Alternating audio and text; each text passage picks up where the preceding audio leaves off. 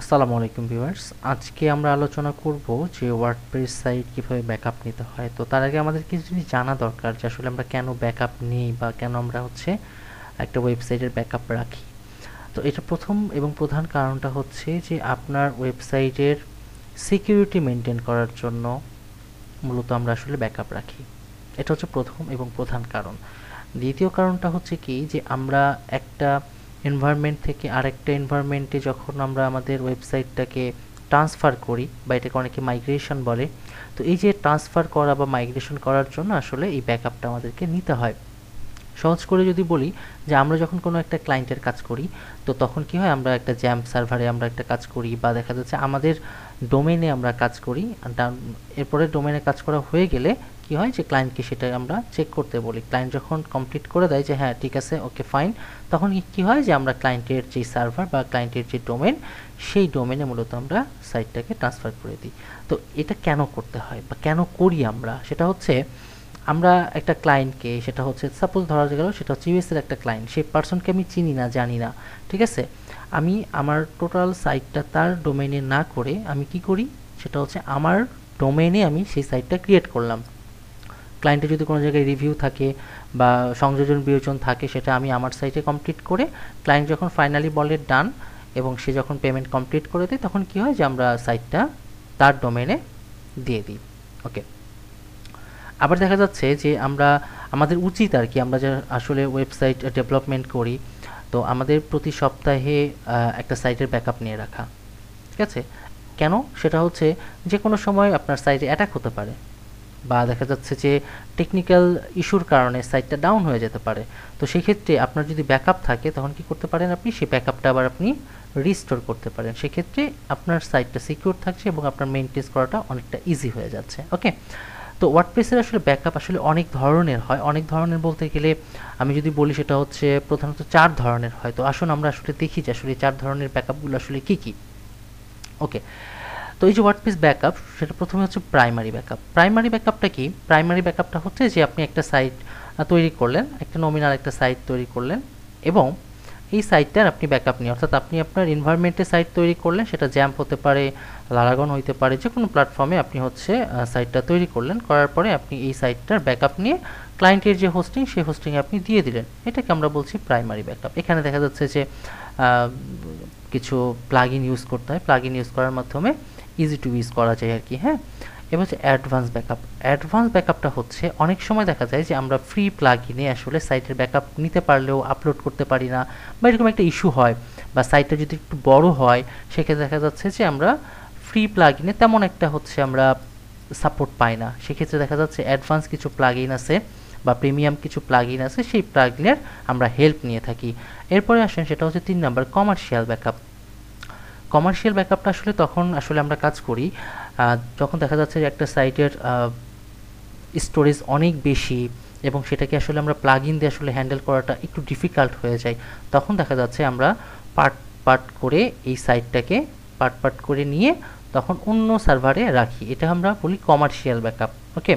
যেমন দেখা যাচ্ছে যে একটা নিউজ পোর্টাল, ঠিক আছে, তো নিউজ পোর্টালে কিন্তু প্রতিদিন কিন্তু প্রচুর নিউজ হয়, তাই না? তো প্রচুর নিউজ কিন্তু পোস্ট হয়। এটাকে যদি আমরা আসলে প্রিমিয়াম প্লাগইনে করি বা কোনো ফ্রি প্লাগইনে করি, তাহলে এটা অনেকটা ডিফিকাল্ট হয়ে যায় এবং সময়েরও কিন্তু অনেক বিষয় থাকে। বাট এটাকে যদি আমরা পার্ট পার্ট অর্থাৎ স্লাইস নিয়ে নিয়ে যদি আমরা ট্রান্সফার করি, সেটা অনেকটা ইজি হয়ে যায়।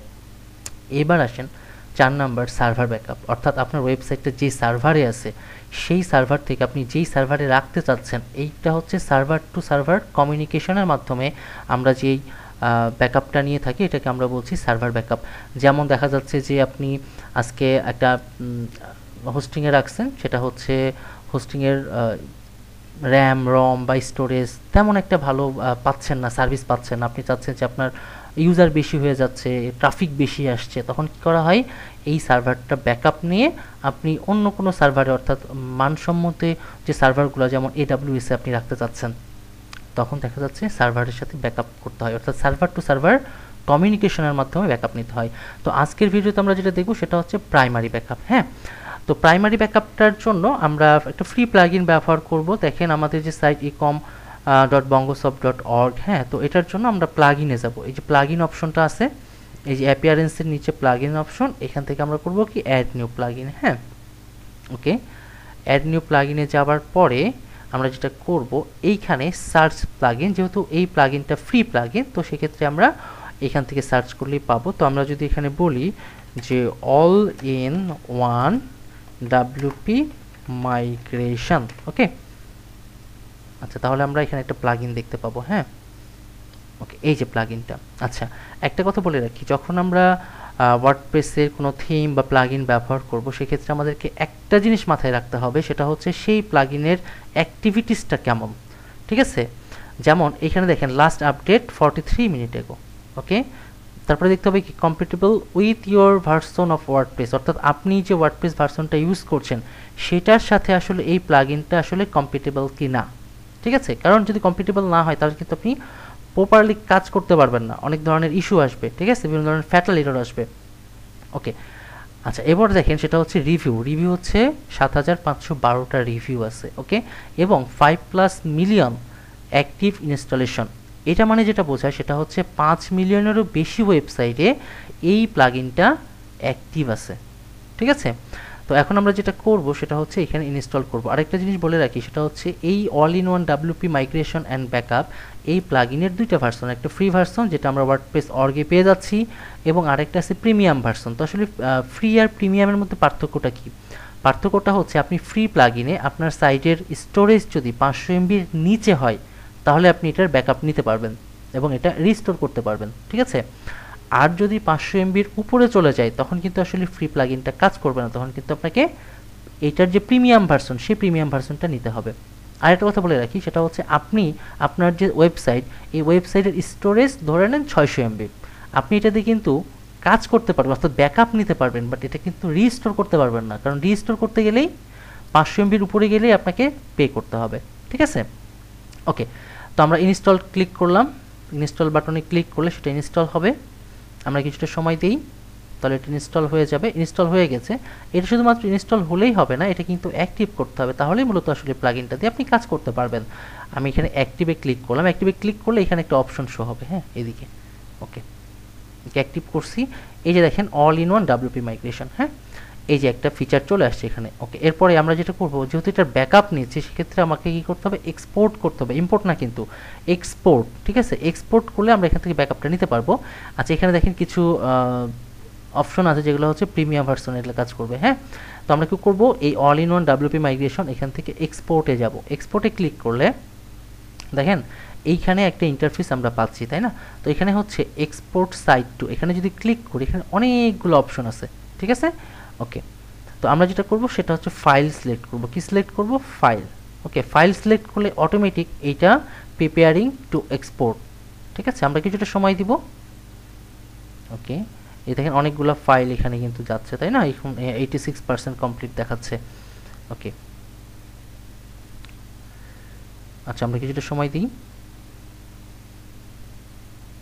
ওকে, এইটার সাইজ দেখাচ্ছে 357 এমবি।